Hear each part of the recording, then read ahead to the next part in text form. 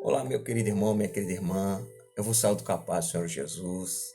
Aqui quem vos fala é o pastor Júlio Stodoto, pastor da Igreja Nazarena, no bairro Açude, em Volta Redonda. É com muita alegria e satisfação que estou aqui em mais uma terça-feira ministrando para você, meu irmão, nossos estudos bíblicos online sobre os grandes personagens da Bíblia, dando continuidade à vida de Moisés.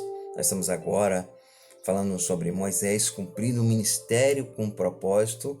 Nós antes estudamos falando Moisés, uma vida com propósito, e agora nós vamos dar sequência a este estudo. Nós vamos entrar na parte 3, nós falamos sobre, Moisés o libertador, Moisés o legislador, e nós vamos hoje falar sobre Moisés e o tabernáculo, Moisés e o povo de Israel, o custo da liderança e a conclusão desse estudo. Mas eu quero, para nós, voltarmos ao assunto, nós devemos estar lendo o texto áureo. Eu peço a você que abra sua Bíblia em Atos 7:38, o qual fala de Moisés, que diz assim: é este Moisés quem esteve na congregação no deserto, com o anjo que lhe falava no monte Sinai, e com os nossos pais, o qual recebeu palavras vivas para nos transmitir. Então, este é o nosso texto áureo. Espero que você tenha estudado o texto da lição, que é Atos 7, 20, 40, 44, leitura complementar, Hebreus 11, 23, 29. Isso tudo para que a gente fique por dentro do assunto, para que nós possamos entender o assunto. Isso é muito importante, irmãos. Os textos são para a gente poder juntar tudo e aprender, a história por trás da história, tudo que a Bíblia relata sobre os grandes personagens de sua palavra. Nós vamos agora falar sobre Moisés e o tabernáculo, em Atos 7, 44. Então vamos lá, irmãos, vamos abrir em Atos 7, 44. Você abre aí Atos 7, versículo 44, veja, a gente ficar bem por dentro. O tabernáculo do testemunho estava entre nossos pais no deserto, como havia ordenado aquele que disse a Moisés que o fizesse, segundo o modelo que tinha visto. Então, veja bem, o tabernáculo do testemunho estava entre os nossos pais no deserto, porque o tabernáculo foi construído no deserto. Se você ler o Antigo Testamento, Pentateuco ali, a história em Êxodo, você vai entender bem isso do qual está falando aqui em Atos. O tabernáculo do testemunho estava entre nossos pais no deserto, como havia ordenado aquele que disse a Moisés que eu fizesse segundo o modelo que tinha visto. Moisés recebeu as plantas, vamos dizer assim, a ordenança de como fazer o tabernáculo. Então vamos dizer, ele recebeu as plantas do tabernáculo lá no monte Sinai, e assim ele executou depois a lei e o tabernáculo. Parte A do nosso estudo. Nós vamos começar agora. Moisés e o tabernáculo, parte A. A lei e o tabernáculo. No monte Sinai, Moisés recebeu a lei e também a revelação do modelo do tabernáculo. Este seria construído por ordem de Deus. E me farão um santuário com um objetivo claro, para que eu possa habitar no meio deles. Êxodo 25, 8. Olha que interessante. O porquê que Deus exigiu a construção de um tabernáculo. Nós vamos, lá na frente a gente vai entender isso tudo, irmãos, porque afinal de tudo é a soma de todas as coisas. A gente vai entender o porquê que Deus pediu para que fosse construído um tabernáculo. Porque, amados, o objetivo era de Deus estar presente no meio deles. Deus haveria de estar junto deles sempre, em todo tempo. Na verdade, existe até uma frase, E Deus, na verdade, irmãos, ele queria estar presente. Então, quando Jesus veio, Jesus a gente sabe que é 100% Deus, 100% homem, a gente usa a expressão que e Deus está tabernaculando com eles, porque agora o Deus vivo se manifestou em Cristo, em graça, se manifestou a nós, então está mais próximo de nós. E hoje nós somos o tabernáculo de Deus. O tabernáculo era para onde Deus se manifestasse ali. Então hoje nós somos o tabernáculo de Deus, onde Deus se manifesta. Nós hoje somos a morada do eterno Deus. Antes Deus tinha lá a morada, que era o tabernáculo, depois Salomão construiu o templo, onde Deus haveria de se manifestar. Deus hoje se manifesta em nós. Então, nós estamos usando, Deus está tabernaculando conosco agora. Nós temos uma comunhão. Na verdade, a lei, o tabernáculo e todas as coisas era para ter aproximação de Deus para com o seu povo. Todas essas coisas são muito bacanas, são muito lindas, e nós devemos entender o porquê que Deus fez o tabernáculo, porquê que Deus fez isso, fez aquilo, porque no final de tudo você vai entender. Então vamos para a parte B, o Pentateuco, que são os 5 primeiros livros da Bíblia. Diz o pastor Isaltino Gomes Coelho, filho, no livro O Pentateuco, de sua autoria, dos 40 capítulos do livro de Êxodo, 11 são empregados para descrever o tabernáculo, quase 30%. Portanto, são os capítulos 25, 28, 30 e 35, 40, isto é, mais do que suficiente para nos alertar sobre o seu valor e o seu significado teológico. A associação com João 1,14, que diz: "E o Verbo se fez carne e habitou entre nós", é inevitável e correta. Com a encarnação de Jesus Cristo, temos Deus conosco, Deus habitando entre nós. Com o nascimento de Jesus, cumpre-se perfeitamente o propósito de Deus no que tange ao tabernáculo. Entenderam agora, irmãos? Deus, na verdade, ele queria estar junto de seu povo. O propósito de Deus sempre foi de estar junto daquele povo que ele libertou lá da terra do Egito. Deus queria estar próximo, e próximo era estar habitando no meio deles. E a forma que Deus encontrou naquele tempo, em vez de vir a nuvem de glória, ele tal, Deus pega agora, manda construir um tabernáculo. E aí Deus haveria de se manifestar ali. E nós sabemos que quando Deus se manifestava, era para falar ao povo, para receber os sacrifícios, tudo ali. Deus queria estar presente na vida do povo. Deus queria fazer parte da história de Israel em todos os sentidos, Então, para nós entendermos isso. Então, quando lá em João 1,14 fala, e o Verbo se fez carne, O Verbo se fez carne em Jesus. Agora, então, Jesus está no meio do povo, então, tabernaculando, irmãos. Olha que interessante, Deus em seu amor, em seu grande amor, ele quis sempre estar perto daquele que é seu povo. A habitação de Deus. Jesus ensinou que esta habitação tinha, na parte C, irmãos, implicações ainda mais profundas, quando falou sobre a videira verdadeira. Ele disse: "Permanecei em mim e eu permanecerei em vós." Em João 15:4. Como igreja, nós permanecemos nele e ele em nós. A união que temos com ele é esta: habitamos nele e ele habita em nós. É isso que está acontecendo em nossos atuais dias. Jesus disse que ele era a videira verdadeira, quem estivesse ligado nele, ele haveria de estar ligado nas pessoas também. Então, nós hoje estamos conectados com Deus, estamos vivendo esse momento de tabernáculo, de morada de Deus. Hoje muito se fala, muitos louvores falam disso hoje, de ser morada de Deus, e tal, eu quero ser sua morada, tal. Então, irmãos, hoje nós somos o tabernáculo, onde Deus habita. Naqueles tempos tinha que construir a tenda lá, a tenda do encontro. Encontro por quê? Encontrar-se com quem? Com Deus. É o momento que Deus haveria de se manifestar. Então, hoje, nós somos a tenda do encontro, porque através do Espírito Santo, quando Jesus subiu aos céus, o Espírito Santo desceu sobre a igreja, ou seja, desceu sobre nós. Então, hoje nós somos a habitação do Santíssimo. Na parte D, sombra do futuro. O tabernáculo era a sombra de uma realidade vindoura, ou seja, algo que haveria de acontecer.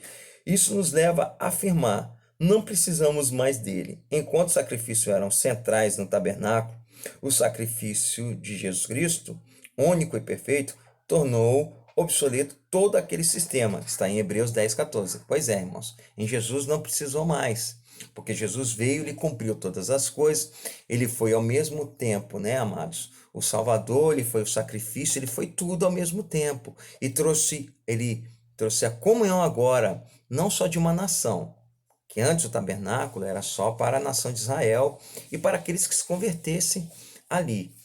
Mas agora Jesus ele veio e ele traz agora a comunhão de toda a humanidade, todas as pessoas, todos os povos, né? Agora, independente de ser somente a nação de Israel, agora são todos os povos, tribos, línguas e nações. Então, a sombra do futuro, né? O tabernáculo era lá, agora não. É para todos. Deus quer ter comunhão com toda a humanidade, pois toda a humanidade é o fruto de sua criação. Parte é o modelo do tabernáculo, o modelo e a construção do tabernáculo, em todos os pormenores dele e de seu funcionamento foram revelados a Moisés. O tabernáculo apontava para a glória a ser revelada na pessoa do Senhor Jesus Cristo. A realidade hoje é outra. O que foram feitos, reino e sacerdotes pela nova aliança, podem entrar no Santo dos Santos pelo sangue de Jesus, pelo novo e vivo caminho, que está em Hebreus 10. Anote esses versículos que é importante para você depois meditar. Hebreus 10, versos 19 e 20. O véu do templo se rasgou. Em Mateus 27, versículo 51. Quando Jesus expirou na cruz do Calvário, podemos entrar e permanecer na presença de Deus. Então, essa foi a primeira parte aqui, né, do capítulo 3 aqui, Moisés e o tabernáculo. Agora nós vamos em Moisés e o povo de Israel, o custo da liderança. Agora a gente tem que falar do personagem, né, Moisés, custo da liderança, tudo que ele fez, todas as coisas pela qual ele enfrentou, ele passou. Então agora nós vamos falar sobre todas essas coisas. A parte A nós começaremos falando sobre a confiança e obediência. Por inúmeras vezes, começando pelo resultado da primeira entrevista de Moisés com Faraó, em Êxodo 5, versos 19 e 21, e até a guerra de Midian, números 31, 14 e 16, Israel demonstrou não ter confiança no poder salvador de Deus em todas as circunstâncias. Assim desobedeceu os mandamentos e rejeitou a liderança de Deus, ao rebelar-se contra Moisés e Arão. Um exemplo a ser dado pode ser o registrado em Números 14, 1 e versículos seguintes. O relatório dos espias ser recebido com incredulidade. Números 14, 4. Expressa esta rebelião por completo. De fato, estes foram anos longos e penosos para Moisés. Resistência e perseverança são as fibras construídas por Deus na vida e caráter dos que cumprem o seu chamamento, né? Moisés em todo tempo ele confiou em Deus, irmãos, em todo tempo, mas Israel vivia sempre em dúvida, né? O povo ele era muito incrédulo, na verdade, a palavra é incredulidade, né? O povo era muito incrédulo, eles não criam que Deus iria lhes salvar, que Deus haveria fazer, até na hora da travessia do mar, eles não criam, eles não creram, eles foram lá, apertaram Moisés, quando eles viram a Faraó, e olha gente, eles tendo a coluna de fogo os protegendo de qualquer mal ali, e eles pegam agora, apertam Moisés, pô, você nos chamou, nos tirou lá da terra do Egito pra gente morrer aqui agora Faraó vai nos matar, tal. E olha como é que as pessoas não criam no poder de Deus, em todos os milagres, né, nas pragas que Deus enviou ao Egito, em tudo que Deus fez. Esse povo vivenciou todas essas coisas e não creu. É interessante, né? E nós às vezes fazemos coisas um pouquinho semelhantes. Mas não vem ao fato aqui, né? A família de Moisés, a parte A agora, a família de Moisés. A gente falou a parte A, confiança e obediência, e tem uma parte A, na verdade é a parte B. A própria família de Moisés o abandonou. Quando? A gente vai entender, irmão. Você vai falar assim, vai como? Seu irmão Arão cede ao apelo do povo e fabrica o bezerro de ouro para ser adorado, em Êxodo 32, 1. O versículo seguinte e versículos seguintes, destacando a pergunta de Moisés a Arão no versículo 21. Miriam e Arão falarão contra Moisés, em Números 12, 1 e seguintes. Nesta passagem, Números 12, 3, é destacada a mansidão de Moisés, que nos causa admiração. Esta foi mais uma das qualidades de Moisés, a qual, por certo, não aprendera nas escolas egípcias, né? Ele era um camarada muito manso, muito educado. Ele aprendeu isso com Deus, irmãos, né? A moderação dele veio de Deus, a transformação. Isso aqui aponta para uma conversão. Ele deveria ser um tipo de pessoa e após o seu encontro com Deus, a sua vida mudou, ele era agora um novo homem. Isso é interessante, amados. Isso mostra-nos que quando nós nos aproximamos de Deus, nós mudamos. Quando nós andamos com Deus, nós mudamos. Nossos atos não são mais impulsivos, tal, né? Moisés, ele teve uma vida transformada ao encontrar-se com Deus. Isso mostra que quando nós nos aproximamos de Deus, nós vamos ter uma vida transformada. Não podemos ser mais os mesmos. Parte C. Vagando pelo deserto. Nesse tempo de perambulação no deserto, foi constante a situação de pecado e murmuração por parte do povo. E a intercessão de Moisés, veja, uma das orações de Moisés em favor do povo em Números 14, 13, 19. Vamos ler, irmãos? Vamos lá no livro de Números.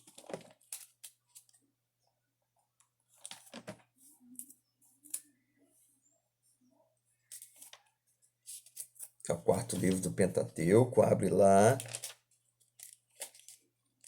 capítulo 14, versículos 13 e 19, do 13 ao 19. Moisés respondeu ao povo. E Moisés respondeu ao Senhor: os egípcios não somente ouviram que com o teu poder fizeste esse povo sair do meio deles, mas também disseram aos moradores dessa terra. Eles ouviram que tu, ó Senhor, estás no meio desse povo, que face a face, ó Senhor, lhes aparece tua nuvem, está sobre eles e vais adiante deles numa coluna de nuvem de dia e numa coluna de fogo de noite.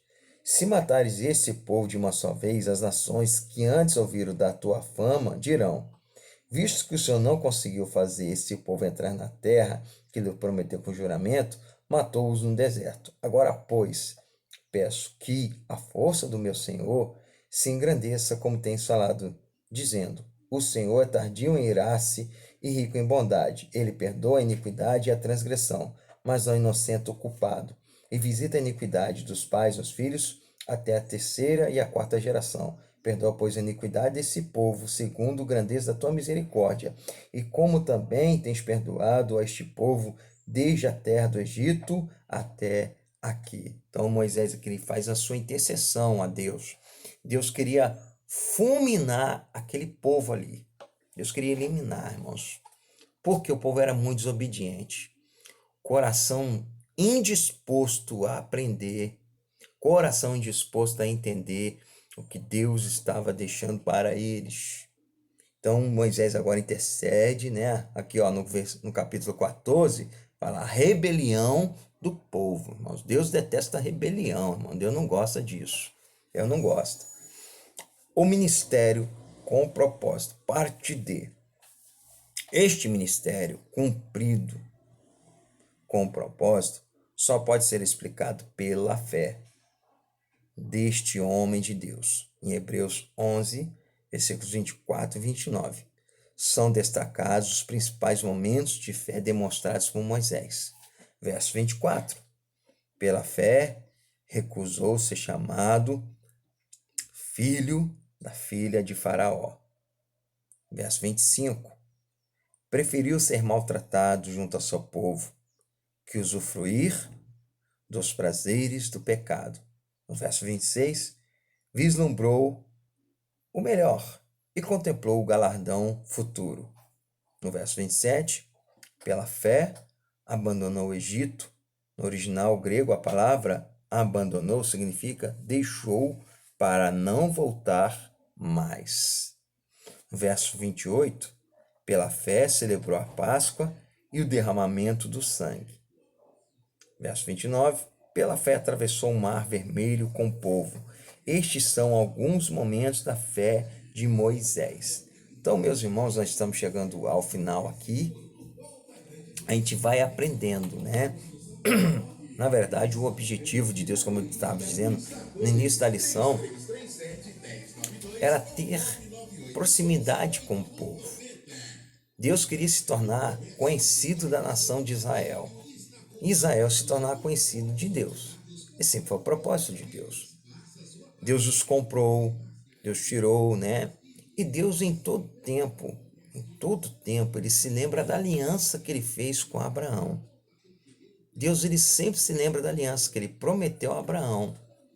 Então, Deus, por mais que ele queria ali eliminar Israel, essas coisas todas, apesar de que, irmãos, ao longo da história, a gente já entende que Deus ele ficou muito entristecido com o que Israel fez.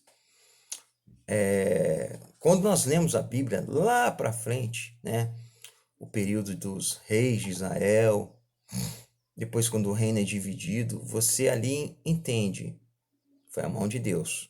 Até quando Deus permitiu Israel ser levado ao cativeiro babilônico, tudo foi permissão de Deus, tudo foi Deus, irmãos.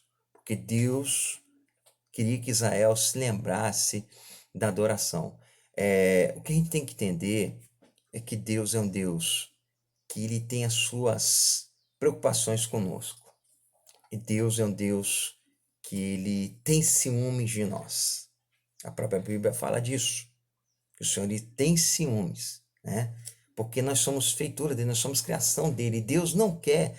Qual o ciúme de Deus? Entenda, irmão, que quando nós nos corrompemos e pecamos, nós estamos traindo a Deus.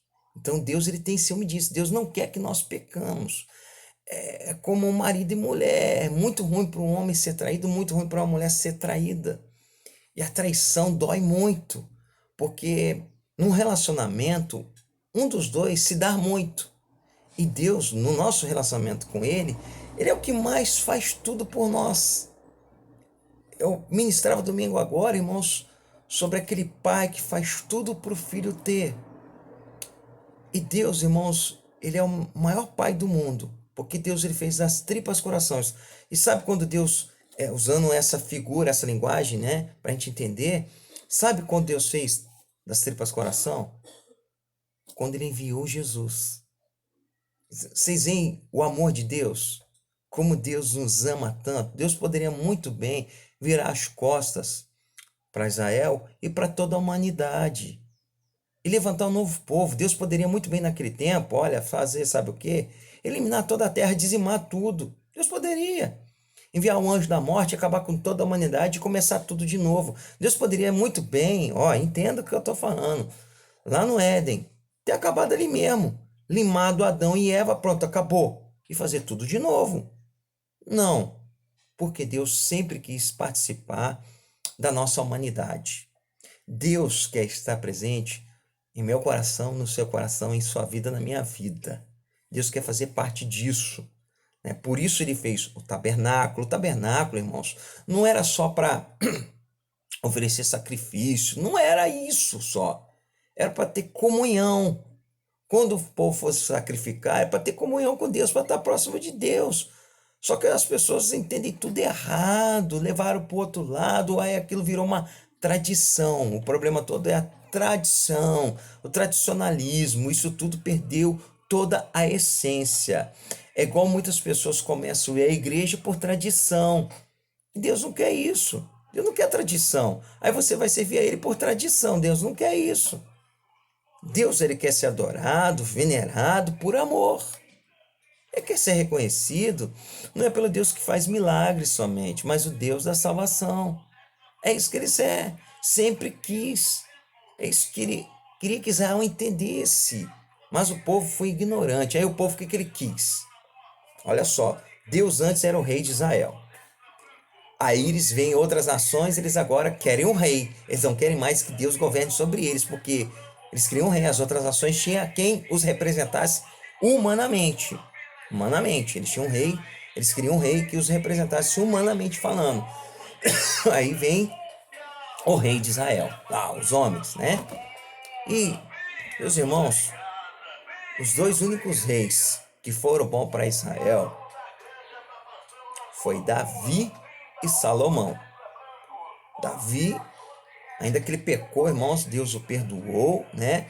Mas Deus, através de Davi, irmãos, abençoou demais a nação de Israel.